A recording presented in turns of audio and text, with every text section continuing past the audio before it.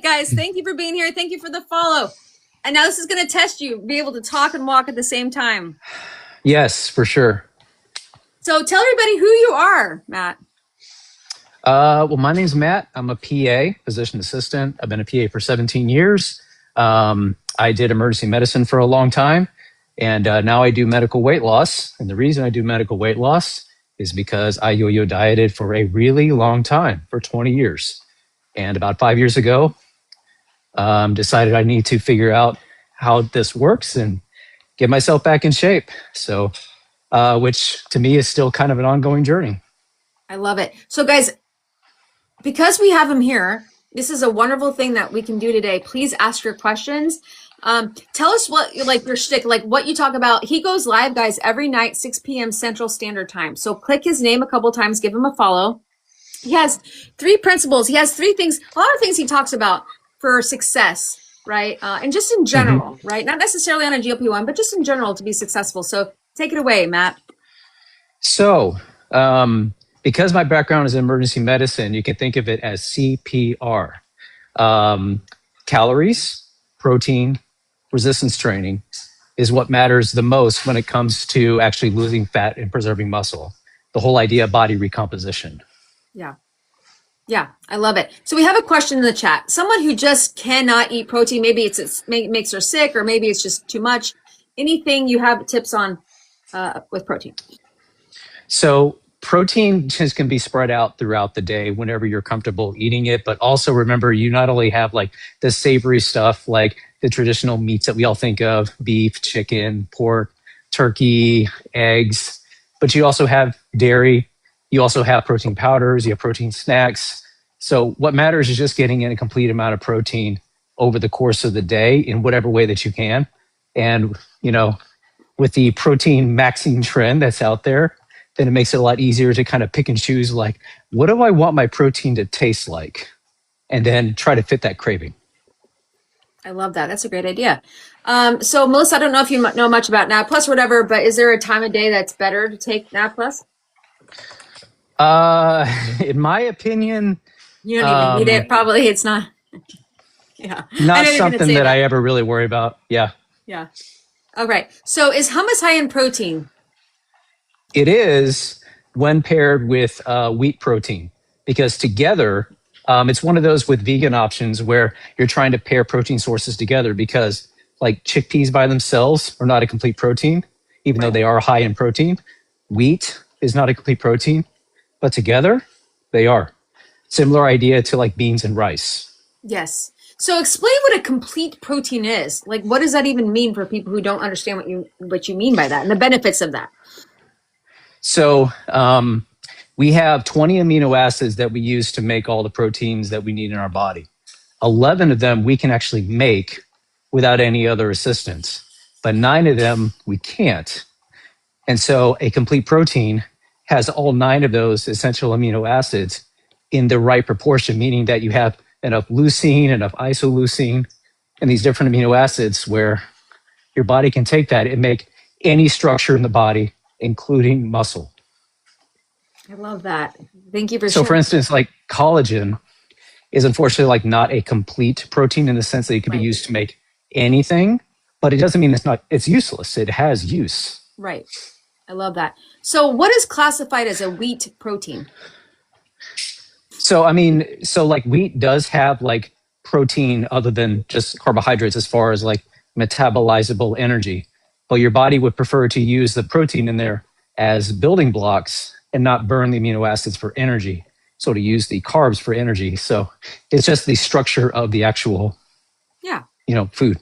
I love that. A little introduction for those that are coming in. My name's AJ. I go live Monday through Friday. I have the disease of obesity, and I share what's helped me be successful over long, term. I'm on treatment with tirzepatide. I've been on tirzepatide for a couple years now. We've got Matt in the house. He's a physician's assistant. He helps people on his lives at night at 6 p.m. Central Standard. So give him a follow.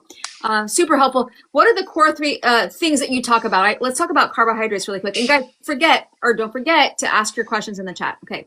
Carbohydrates, good or bad? I love carbs. The reason I love carbs is because they are a really quick burning source of energy. And especially if you are active.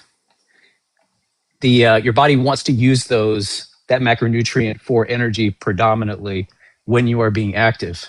The cool thing too is that when you actually have muscle and build more muscle, that your body has a way to store excess carbohydrates, what's called glycogen.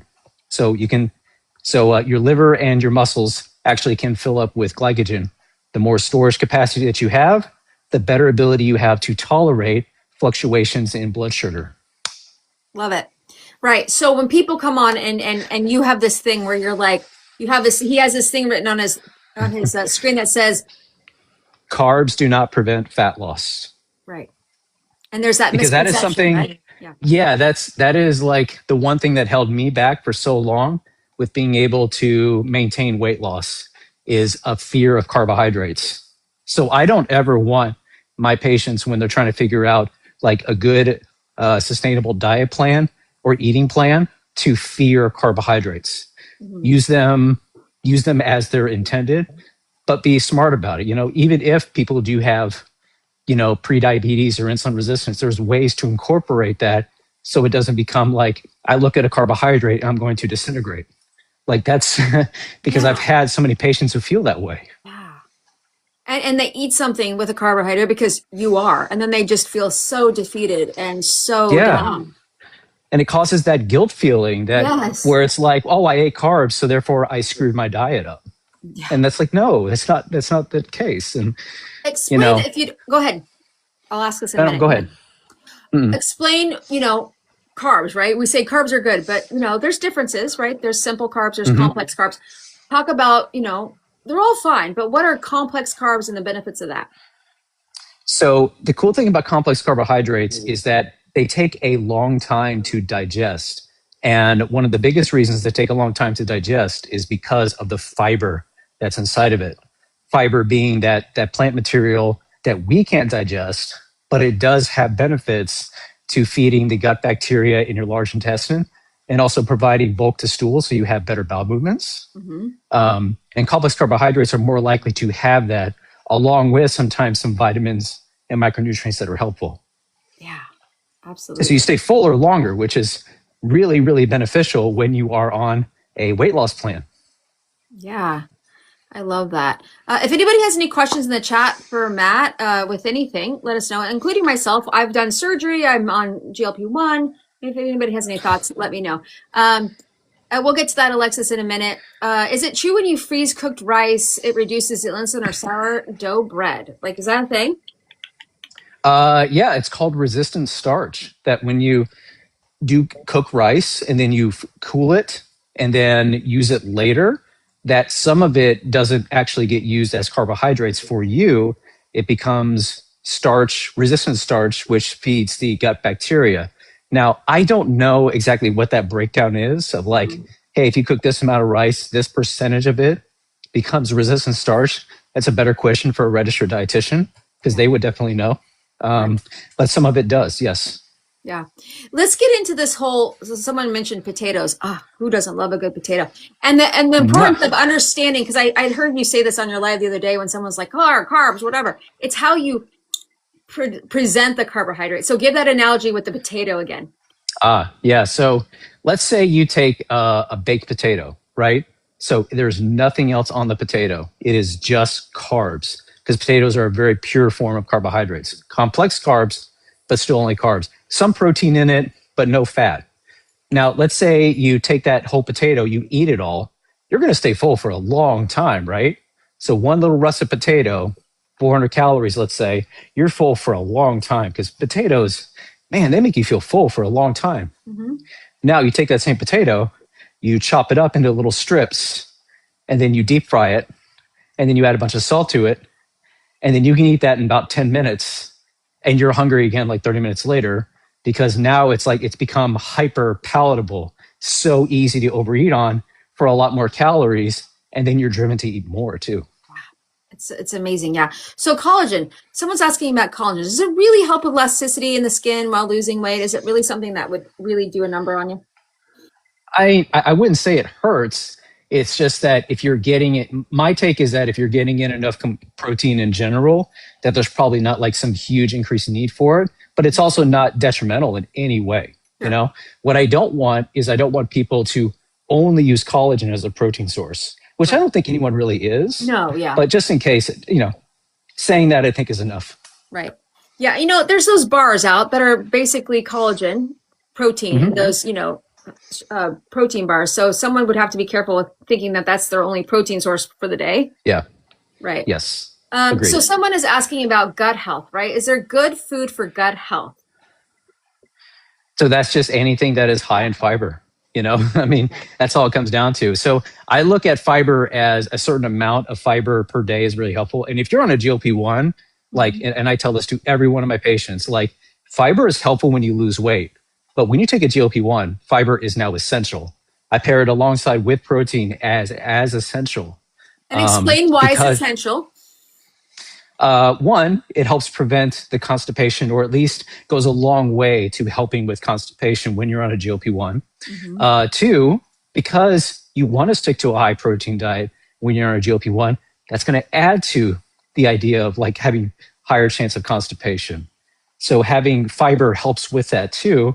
And then three, because you want to stay hydrated as well too, that's going to help provide, you know, better bulk to stool as well too. And um, yeah. So Yeah. and then so fiber kind of breaks down to is either it's soluble, meaning that it dissolves in water, and that's the food for the gut microbiome, and then insoluble, so that's like the rough plant material that just kind of provides bulk to stool. Right, absolutely. May has a great question about the collagen peptide powder, right? When people, take the collagen peptide powder or whatever, can that be counted towards your total daily protein intake? What are your thoughts? Yeah, I think so. But I wouldn't make it like 50% of your protein intake. It can. But when you are trying to preserve muscle, like the reason why collagen can't be the majority source of your protein is because it's missing the key amino acid that helps to trigger muscle protein synthesis. Yeah, yeah.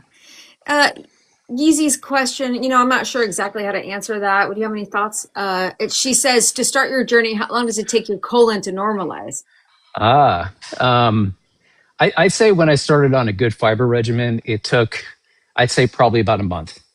Tell Um, us your favorite fiber hack, Matt. yes. So in the morning, what I do now is I take 2 packets of Metamucil, the psyllium husk, like the stuff that tastes like orange that, I still associate with like grandparents drinking it like first thing in the morning, with a little Yeah. glass of water. So instead of using water, I use diet orange soda, and then I flavor it with some Mio drops, but I also pair it with some fiber gummies. And there are two different soluble fiber sources. So the fiber gummies are chicory root or inulin, Hmm. and then the Metamucil is the psyllium husk. And I've been doing that for about 4 or 5 months now. Remarkable. Yeah, that's awesome. So, is it true that dandelion root is good for water retention? Have you heard that? No, I'm not familiar with that. Yeah, I don't know either. Is benefiber powder okay? Yeah.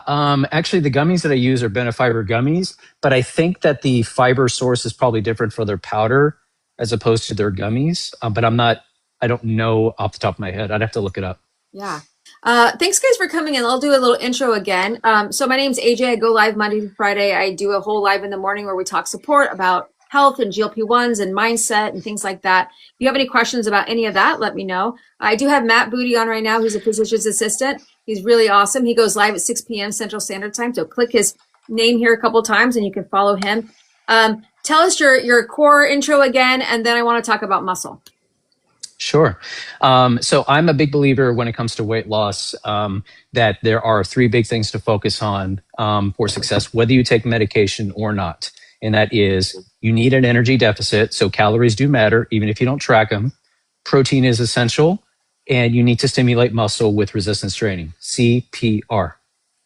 Yeah. If you have any questions on that specifically, let us know. So let's shift a little bit to resistance training, why that's important, what that means. Go with it. Yes. So when we are losing weight, you need to be able to signal your body that you don't want to burn muscle because, as you mentioned earlier, and I really love that analogy, it's like muscle is so expensive. Your body does want to shed it because it takes so much energy just to keep it around. Yeah. Whereas fat is kind of a freeloader. It's cheap, it's hard to get rid of, and so it's hard to it's hard to it's hard to get rid of. So Yeah. the way that you prioritize your body preserving muscle is you do have to use it. So resistance training, that's what the purpose of it is to preserve the muscle you already have. Yes. Now, if you build some as you lose weight, awesome. But preserving the muscle is only done with stimulating it. Because otherwise, if you do no workout, you are going to lose muscle when you lose weight. Right. And what is the benefits of preserving muscle? A few things. One, you stay mobile. So key, staying mobile. And that, since I used to do emergency medicine, the number of patients that I would see as they would get older and their limited mobility, I mean, at some point it does come down to, losing muscle and then losing the ability to just stay mobile. And then all it takes is like a little slip and fall, you break your hip, and that's a big issue, right? Among many things that could happen. But also, the other big benefit is what we talked about before, is that if you have any concerns about insulin resistance, building muscle is one of the best things that you could do because muscle wants to soak up those extra carbohydrates and store them so you're not worried about blood sugar fluctuations like you would if you didn't have the muscle. Oh, I love that. If anybody has any more questions, please, on anything, let us know in the chat. We'll get to the questions here. I have a question for you about someone who doesn't have any idea of where to start and they think resistance training just seems super overwhelming. Any thoughts to that? Now that we have such, since everyone on here has obviously got a phone and can get on social media, there are so many people who are willing to provide free advice on how to start with movement. And you just got to start with something that you can do. Even if you are completely sedentary, then just working on getting up and down off of a chair can sometimes be enough to start to stimulate muscle and walk a certain distance. Absolutely. And then, if you are interested enough, there are people who are willing to meet you where you are at as far as your own ability to move. But that's why people also hire personal trainers for the same reason, because they understand movement and they can help you, match you where you're at and bring you up to a certain level.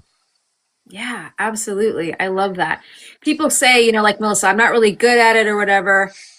Great advice. Anything else you would say for those that feel like they're not good enough or they're not good at it? Or Well, remember, you are only comparing yourself to yourself.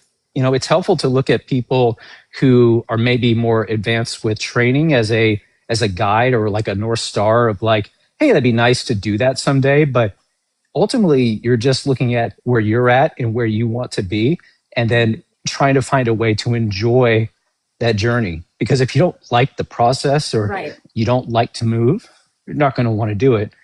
But don't compare yourself to someone else. Use that as motivation for what you ultimately want to do for yourself. Absolutely. We have a great question in the chat from May, and I think May is going to be pleasantly surprised with this comment. When you lose muscle, can you build it back? Yes, you can. Muscle memory is a real thing. Something that I have definitely experienced myself of slacking off training and then going back to it. And then it's like, I don't know, muscle is kind of like a weed in a way. If you feed it the right thing, it tends to just grow back. So you sprinkle a little bit of protein, sprinkle in some training, it grows right back. And sometimes faster than what it was before to get you back to where you were. Right. I love that. Isn't that great, guys? So Sugar Plum has a question. Do you rate Bulgarian split squats? Ooh.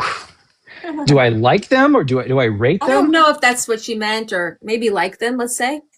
Oh, they are very, very helpful. I mean, that is probably one of the most brutal single leg exercises you could do. Like they're rough. I probably don't do them very often just for that reason, but I also like doing things like squats or Romanian deadlifts or walking lunges.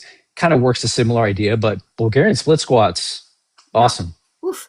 So Oh, I because love you this. hate them. Right. I love this question in the chat about swimming, right? So people are like, maybe they're, a little bit heavier and it's hard on their joints. Like, is swimming a good resistance training exercise? It can be, especially if you are not used to movement. It's all about what is going to be a challenge for you individually. Right. But yeah, great full body movement because you are moving through resistance, which you're not used to, which is the water. Right. Yeah. We have a question about resistance bands. Do they Mm. work? Is that a thing? They can, again, if it is a challenge for you. It's all about what is relatively, what's a challenge for each person, right? It's like, but there will be ways like I could find resistance bands or some exercise that would be challenging for me, but, there are different strengths. There are so many different exercises you can do with them, but it just has to be a challenge for you individually and actually stimulating that muscle that's not used to that certain tension. Right. Absolutely. That's the key. Root asks, is there a better time of day to exercise? She likes to exercise after dinner. There is no better time than any other during the day. It is what works for you consistently. Because, like with eating patterns, trying to find consistency with it, when you are doing exercise, finding a level of consistency is what works. Some people like to get up in the morning at 3 a.m. and do their workouts. I will never be one of those people. Yeah. And some people like to do it at night. When I was in grad school, I would go, study all day, study at night, and then go to the gym at like 9 at night, and then go right to bed. Yeah. Great question about a vibration plate. I think, unfortunately, people are duped into thinking it helps them lose weight, but it has some benefits. So tell us what you think of a vibration plate. So I think if you are having difficulty with movement and balance, like a vibration plate could be good to kind of get used to stimulation and trying to fight, against the vibration so that you're keeping yourself steady. And, it can help with lymphatic drainage. Yeah. Now, is it going to help better than if you were already very active? My opinion, probably not. But if you are more sedentary, it can be helpful. But then we weigh like the cost to benefit ratio of buying the plate versus if you were already moving. So there's a break even point somewhere there. Yeah. Someone talks about a rebound. A rebound. Rebounder. A rebounder. I think don't that's know a what that Pilates thing. I think it's good for core. I think it's good for flexibility. Oh, like a Pilates reformer. Or maybe I'm Pilates thinking, wait, am I thinking reformer or a rebounder? Maybe I'm confused as well. Reformer is what I'm thinking. So I apologize. Okay. So, How dare you? I know. How dare I? Let's see. Trampoline. People are asking about trampolines.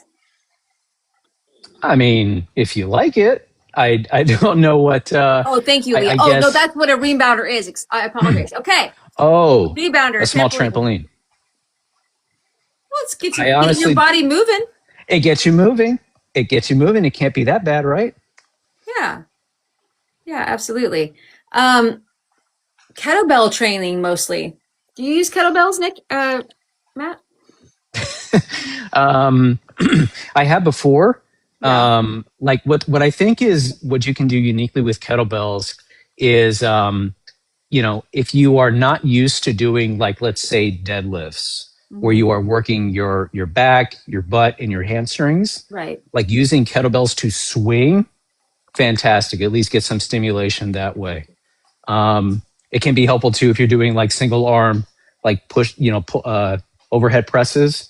So maybe some people like the kettlebell the way it feels in their hand as opposed to a dumbbell. Yeah.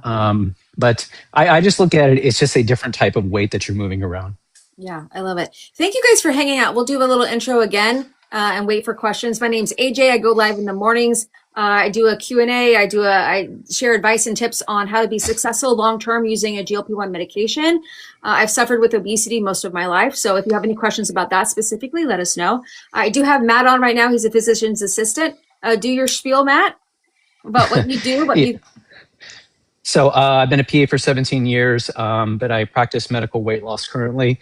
And that was because of my struggles with yo-yo dieting for 20 years and dealing with my own obesity.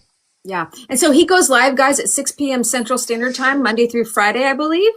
So give him a follow, do a little couple taps on his name. He's a wonderful asset to this community as well. So if you have any questions, guys, let it rip. What exercises are the best to get rid of belly fat? Ooh, this is a good one, Matt. I don't, I mean, you know, the thing is with belly fat, like if we're talking about like the last little bit of fat that you can pinch around that area, the only thing that really responds to is a calorie deficit, Yeah. because at some point you lean down enough and then that fat does come off. Yeah. But as lean as I am, I mean, I still have, a small amount of love handles, but it's like, it's just the way it is, right? Like Yeah. that's the last little bit of fat to go.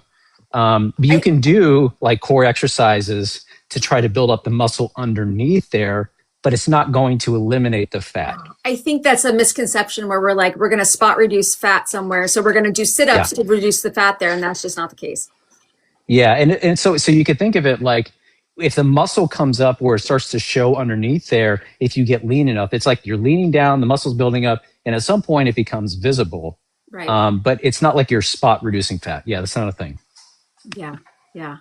I know people ask that all the time. And it's hard because our belly, I feel like, is the last to go for a lot of people. Mm-hmm. Yeah. I think for everybody. Yeah. Yeah. Absolutely. And that's okay. So yeah, it's okay. So Matt, quickly, while we're waiting for other questions, tell the chat what you also offer additionally, that we talk about a lot, your school and everything like that.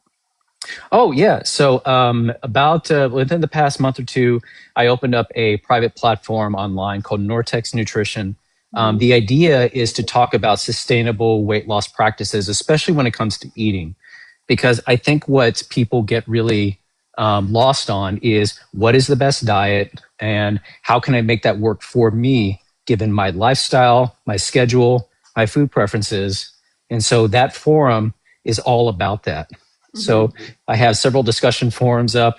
I also have several videos where I just talk about calories, protein, resistance training, fiber, and what in my opinion is a proper GLP-1 diet, which, spoiler alert, is protein, fiber, and hydration. And then just finding a ways to like make that work for each person, because like I like to make like double cheeseburgers that are lean, but not everyone wants to do that, But it's like, how can you get your protein in? How do you get your fiber in? How do you get your hydration in? And how do you make that work for your schedule and your preferences and the food environment in which you live? Because that's very different for everybody. Yeah, absolutely. So how do they find this information, Matt? If you go to my profile, in my bio, there is a link to a link tree. And so going onto there, I do charge a small fee of $10 a month. But I'm hoping it's worth your time and money. And I really am trying to make it worth your time and money. I also host live Q&As on there once a week where we can talk about things that TikTok maybe doesn't like us talking about. So we can get a little bit more free form. And it's more like a Zoom type platform like AJ and I are doing now, where we're talking live to each other. And so people can come in and offer group support as well too. I love that. Thank you, guys. So we have a question in the chat about water retention. Someone feels like they're retaining water. She says, I'm drinking so much water. I feel like I'm retaining water. What would be the core underlying thing there, possibly? There's, so we're going to set aside any sort of liver or heart or kidney issues. Right. Because we have to think about that in medicine of like, does someone have a liver issue? Do they have something with their kidneys? Do they have something with their heart that is causing water retention? Right. So putting those aside, a lot of it does come down to carb intake and salt intake, because especially where carbs go, water is going to follow. So that's why if you ever do a keto diet and you drop carbs, you'll see that water weight kind of fall off. Like, so you see a lot of weight loss in the very beginning, and then it slows down because now the water weight is gone. Yeah. She does know that she has a fatty liver, although. Gotcha. I love it. Thank you guys for hanging out. This has been fun, Matt. Yeah, it has been. I'm surprised I'm able to keep up with the treadmill at the same time. I'm so bad about doing this at the same time as talking. But it's like taking the time away, huh? You don't even realize you're walking, probably. Yeah. Or maybe I don't you have do realize patience you're walking. until I do, but I don't have patience for a while, so this is good. Well, if anybody has any more questions, let me know. I don't want to beat a dead horse. So if we don't have any more questions, we'll wrap it up. But um, if anybody does, let me know if you have any thoughts, guys, in the chat. If you have anything you want to talk about, Matt, please do. Um, I mean, I just want to, reinforce that if whether you're on, when you're taking a GLP-1, there is a method of eating and a movement paired with the right dose of the medication that will work for you. Yeah. It has been really cool to see people transform when they start on a GLP-1 and having that light bulb moment of like, oh, this is what people who are lean feel like. Like, that's incredible to hear every time. Absolutely. Mama, ask your question, friend. She has a question that could be controversial. No, that's okay. You certainly won't offend me. No, not at all either. Yeah. I'm going to put this on YouTube, Matt, if you don't mind, this Q&A that we had. I think it's a really good thing to do. Yeah. For those that are coming in later, we've kind of settled down for a little bit, but we were having questions, taking questions for Matt, who's a physician's assistant and helps with do your shtick, do your intro, Matt.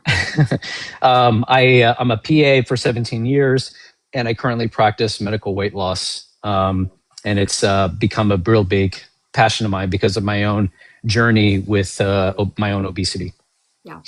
Yeah. So guys, give him a follow, tap his name a couple times. He goes live 6 p.m. Central Standard Time. Okay, so here's the question. She's breastfeeding while taking turns. My doctor said no, so I just found a way to get it myself. So basically, Mama, her doctor said don't do it. She's like, yeah, I'm gonna still do it, and I'm breastfeeding. Any thoughts on that?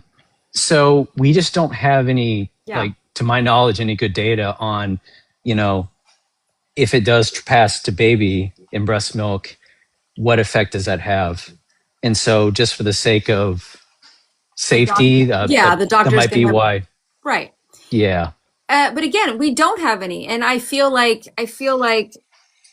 there have been some, I think there was like, maybe I'm lying here, but I feel like there was like a tiny little, I don't know if it was an actual study or not, but there is just no evidence either way. So, we just err on the side of caution. Yeah. But I mean, here's the thing, Mama, you feel like you're having success with it. I mean, you got to do what you're going to do, right? But yeah, I don't know if there's any actually data yet on that kind of thing. Yeah, I'd have to look and see, but to my knowledge, I haven't really seen anything obvious as far as like, is it a positive, is it a negative? Yeah. Yep. Well, awesome. You've been on peptides, Andrea says, for 4 months, getting blood work done today. What blood work should I ask for? That's always a good question. People always ask for if there's a specific type of blood work to ask for while you're on these.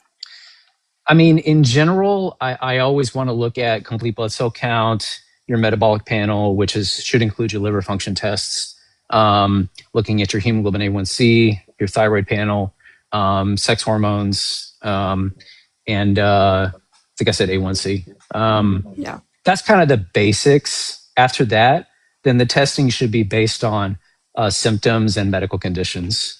Because when you get a whole bunch of tests, sometimes it can be misleading of like, does this actually matter to the patient or not? So we got to be sometimes judicious in the testing that we order, but there are some tests that give you a lot of good information in one shot, like the ones I talked about. Right. Yeah, and I love it when Gina and people in the chat talk about their A1C numbers going down. I think it's so fun. It's so awesome to see. Yeah. Yeah, I really like seeing that too, especially when people realize that they can eat carbohydrates and their A1C actually goes down.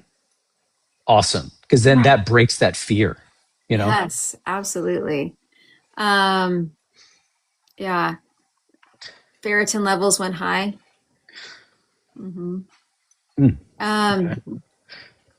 Yeah. So in your expertise, if someone were to come to you and say, you know what, and I know you don't specialize necessarily in GLP-1s, but you help people on a GLP-1 through their nutrition, whatever. Anything that you would recommend, any positive affirmations you would give to somebody that is just nervous to get their life back in control? They are, to me, it is the most revolutionary class of drugs that have been introduced in the last 20 to 30 years. Yeah, and I don't think just so there's, everybody knows, he is not on a GLP-1, but he yeah. understands the importance of it. So keep going, Matt. Yes, yeah. And it's because of that that they're so, like, you can't ignore the evidence of how much benefit they're providing.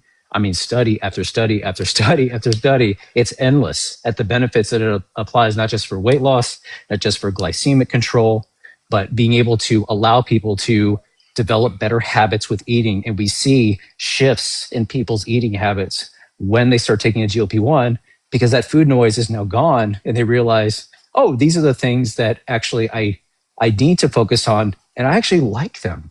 Yeah. And so when you like it, it becomes much more sustainable. Oh, absolutely. We have a really great question in the chat. Tanya had brought this up earlier. Her libido, right, tanked, Hmm. specifically apparently after 5-MG. But I had given advice earlier about like things to do with that. But what is your experience with someone who's experiencing something like that? I kind of attribute it to just a lack of reward and pleasure in general that can happen sometimes with the medication, especially if you're on the medication in a more prolonged period of time. It Mm-hmm. tends to dampen down the reward system. Now, does that translate specifically to someone's libido? I mean, I could see why it might, Mm-hmm. but that would be something worth exploring with labs to see if there is a laboratory, issue or hormonal issue Right. unique to that specific issue. Yeah, absolutely. Yeah. I'll do one more intro and then we'll probably wind down since it's getting a little bit slower. But if you're new here, guys, my name is AJ. I go live Monday through Friday to just give support for people who are on a GLP-1 medication trying to change their life.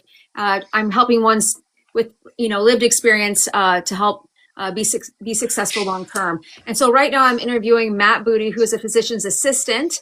And he goes live at night, 6 p.m. Central Standard Time. So give him a couple clicks on his name there to follow him. Introduce yourself, Matt, what you do here. Yeah, I'm Matt. I'm a PA. I've been a PA for 17 years.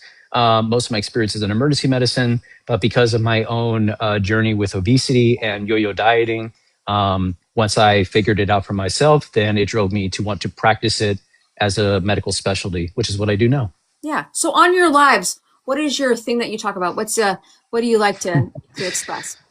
Um, when I look at the being able to make weight loss sustainable, especially concerning fat loss and preserving muscle, then I want to remind people that really I know there's a lot of complicated information out there, but if you keep it simplified to three basic principles, then I think that can kind of simplify your approach to it, which is calories do matter, protein matters, and resistance training matters. And everything else to me is details to maximize those three things to work for you. Yeah, I love that. And let's reiterate carbs and why they're okay. Carbs do not prevent fat loss because ultimately, whether you lose fat or store fat over time is based on energy balance. Yeah. And what does energy balance mean? Layman's It terms? means that the amount of energy that your body needs to use every single day, Yep. it has to get it from somewhere. It either gets it from the food you eat or what is already stored on you. There's Yeah. no other third source because we're not plants and we can't photosynthesize energy Right. from the sun. Now let's do layman's terms when it comes to a calorie deficit, right? Because someone's asking calories matter as in a deficit. So let's talk about total daily energy expenditure, what that means, how this works. Mhm. So if you were to just lie in bed and do nothing all day long, Like I you do. burn a certain amount of yeah. You're going to burn a certain amount of energy every day, Yeah. regardless of movement or not. Right. It's the extra movement on top of it. So that movement where you don't do anything or that amount of energy is called the basal metabolic rate. Yeah. Everything on top of that is extra energy burned, and so all of that factors into the total daily energy expenditure. Yeah. And that's the number that you actually burn every day. Right. And you can break it down into four things. So like the basal metabolic rate, the non-exercise activity thermogenesis, Thermogenesis. their thermal effect of food, which is the Mhm. what we get from eating, especially protein, which is really good to do that Yeah. for. And then the exercise activity, right? Thermogenesis. Correct. That's it. Yeah. And so we talk about the TDEE calculator. Yeah, it gives a range because it's not specific to your specific body. But what would you tell someone if they're like, "Hey, how do I figure this out? How do I find Yeah. this out?" What would you say? So I know AJ has a calculator in her profile, so you go and check that out, Mhm. and then it will give you a number of what it thinks it takes for you to maintain your current weight. Now, that may or may not be accurate for you. But I looking at trying to, let's say, reduce those calories by let's say 300 a day on average, Right. and then testing that out for 2 or even 3 weeks. Because if you're really good about tracking that for 2 or 3 weeks, you'll know whether you are losing fat or gaining fat, because the average weight over time is going to do something. If the weight goes down like a pound a week, cool. That means you are in an actual deficit and you can continue on. If the weight stays the same, then that number was not accurate for you. So you may have to just readjust and then run the experiment again until you find something that works for you.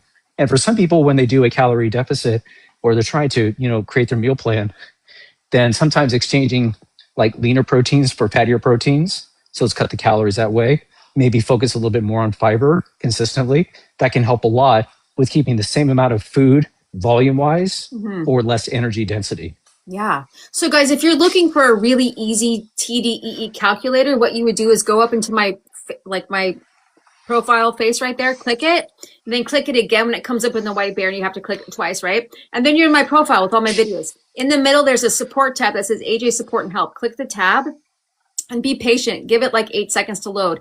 And you're going to see a whole bunch of information, but you're going to see a little icon that's a calculator, and that's where you would find that information. Sierra, I love that. I love that that's helped you feel more free. I want people to feel more freedom and control over their eating. That's entirely what I like to do on here. It's like, keep it simple, stupid, right?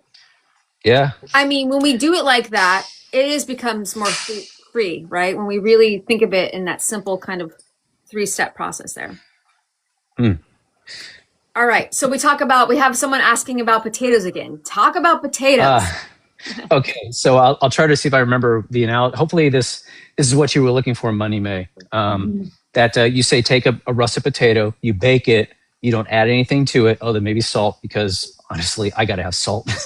Yeah.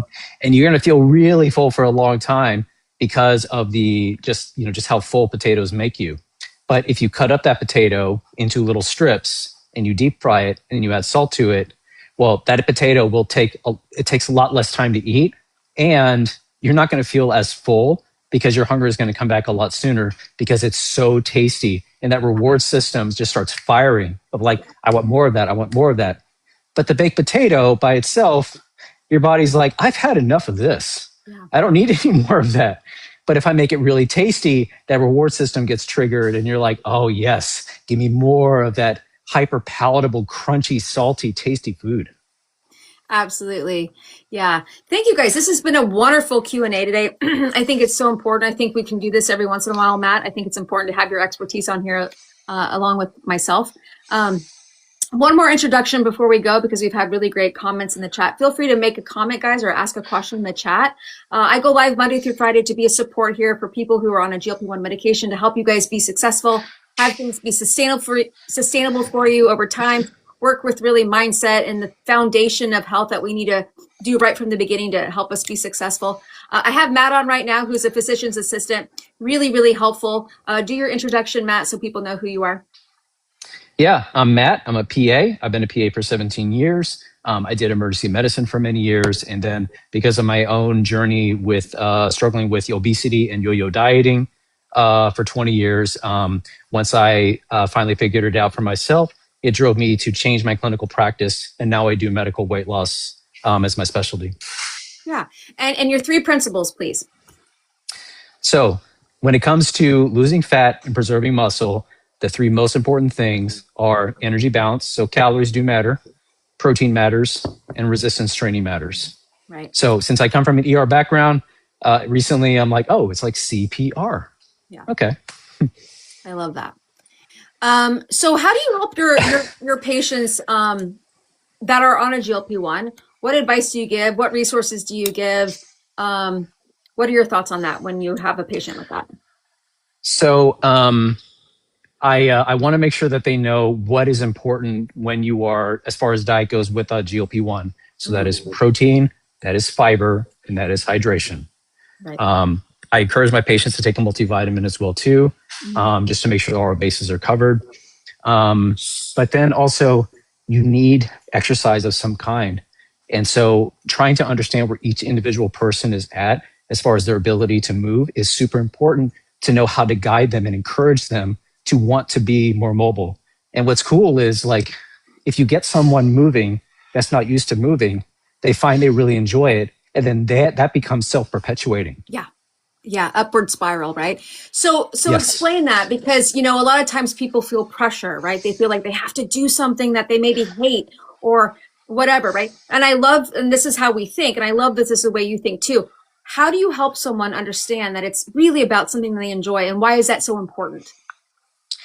Well, if you do things that you like, you're more likely to do them more often.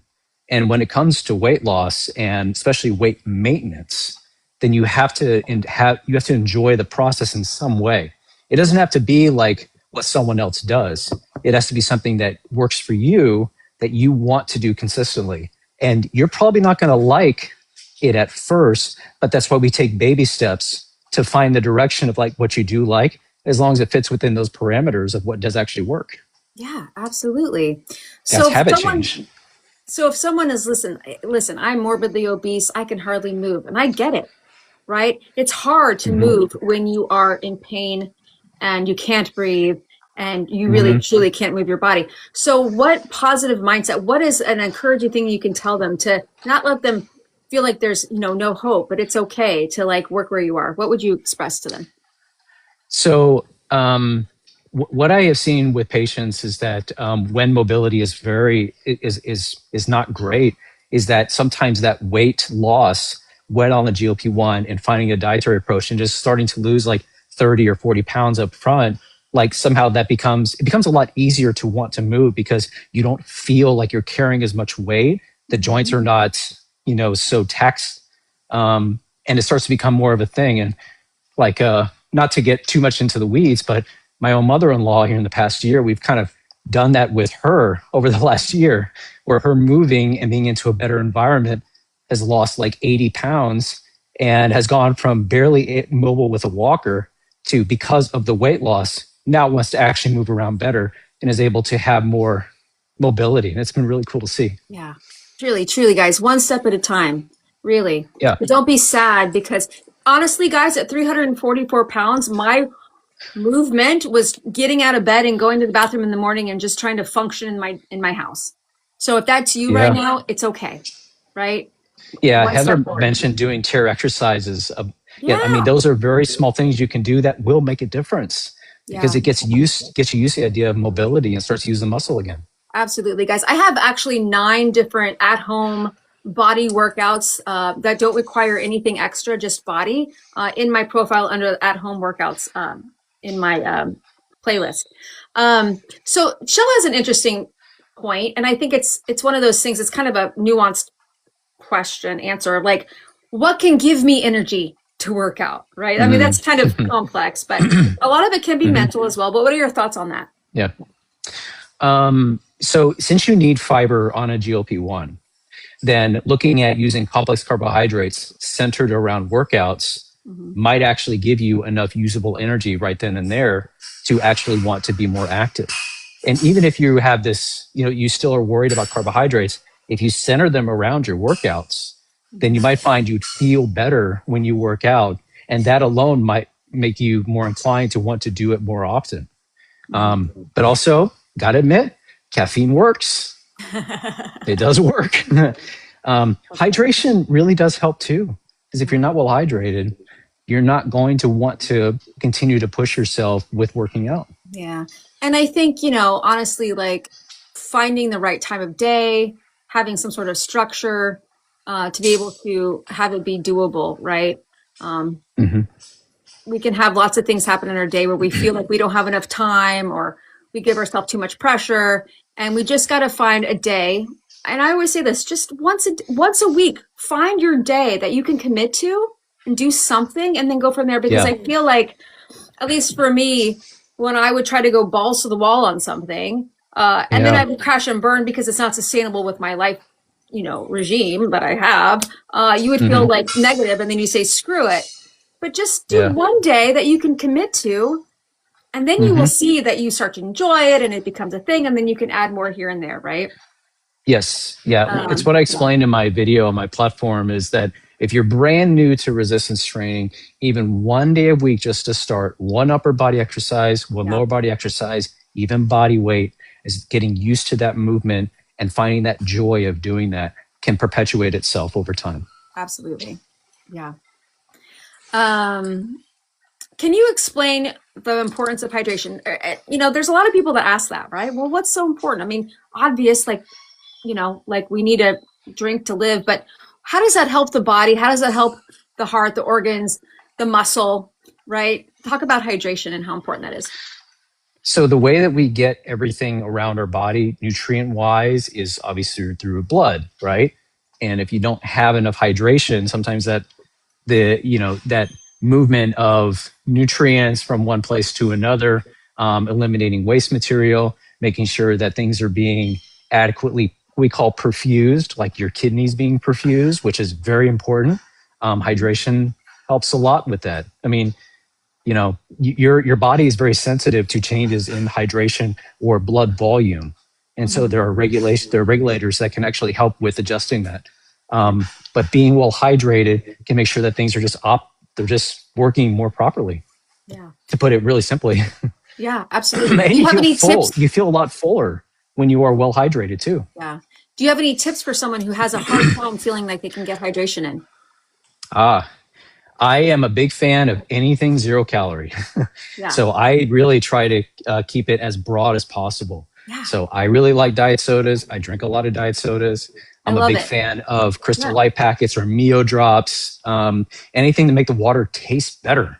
Absolutely. Now, let's get into that. We're going to talk about muscle here in a minute, but for those that have been told, oh my God, a diet soda is going to ruin you, it's going to bring your insulin up, whatever, right? Explain how that is not a thing. So there's nothing inherent in a 0 calorie soda that causes insulin spiking. Mm-hmm. They're just like, we've studied this to death.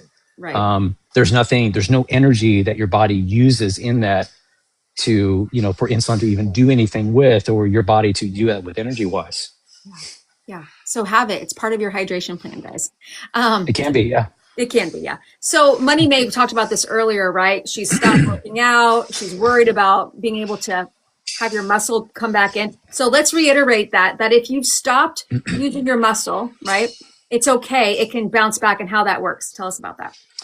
Yeah. So when you are building muscle, it's not just about the muscle fibers themselves. It's also your nervous system is laying down new inputs into that muscle. So it's firing. You can signal it to actually fire. And so when you lose that muscle tissue, the fibers itself over time, if you don't have activity, that neural stimulus is still there. It just is waiting for the right tension in order to signal now we need the muscle to go back. Yeah. Sprinkle it with some protein, sprinkle it with some exercise, and it grows right back. Yeah. So we've got some electrolyte questions in the chat, right? So what are your thoughts on electrolytes, when you use them, how cautious you should be? Talk with your doctor. I have my opinions, right? So tell us what your expertise is on electrolytes. I'm kind of on board with where you are. Like, unless you are sweating profusely and doing really long cardio workouts, I don't really find a great need for them. But I find if you season your food to make it taste like good, then that can help a lot, especially with the sodium aspect. Because really, when it comes to electrolyte balance, your kidneys do a remarkable job of helping with that balance. And unless your electrolytes are way out of whack, which you can only know based on blood tests, or in the extreme case of potassium, an EKG or electrocardiogram, again, like your body does a pretty good job of regulating that.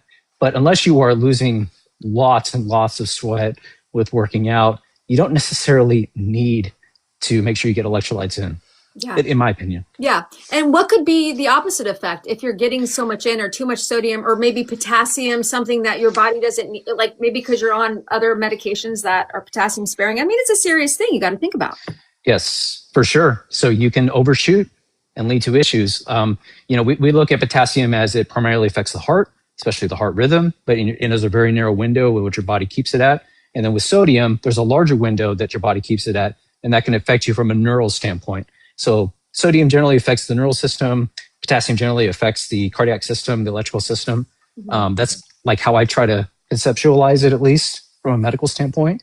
But yeah, too much or too little can be a problem for sure. Yeah.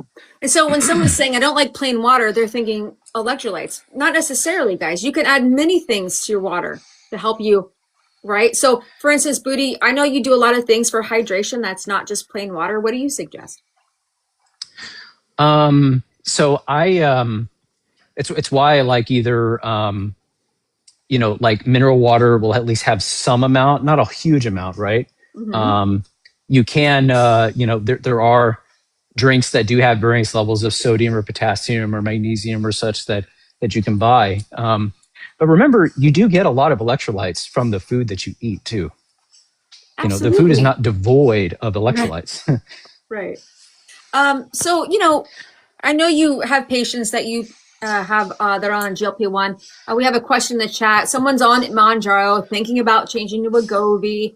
What are your thoughts on that? I have seen patients who for some reason, they just don't respond well to tirzepatide, Yeah. and somehow switching them to semaglutide, it just seems they just respond better. Yeah. And you generally hear about the opposite end. People who don't respond to semaglutide go to tirzepatide and have a better time. But I've seen the opposite work as well too. Yeah. So work with your provider, have a conversation, and see what goes from there. Yeah. Well, yeah, this has been fun, Matt. I don't want to Yeah. hold you hostage on that machine. I know this Yeah, was an I've got a impromptu. patient in. Yeah. Yeah, I've got a patient in about 15 minutes. Okay. It was an impromptu thing for you to come up. So thank you for spending your time with us. I think it was good. Everybody, make sure you follow Matt. A couple of taps on his name there to follow. He goes live at 6 p.m. Central Standard Time, Monday through Friday. So, See, yeah, give him a I should be follow. on tonight. Don't forget to follow me too, guys. Okay? Don't forget to follow Yes. me. Yeah, please follow AJ. She does this every morning, and it's if those of you all who know, like it's very helpful and kind of adds a nice little awakening for each morning. Yeah, I think so. Thank you, Matt, for saying that. Mm-hmm. Okay, so I will let you down the chat, Matt. Cool. Okay. Sounds good. And we'll talk later. Thank you for being here. Thanks, AJ. I appreciate it. Bye.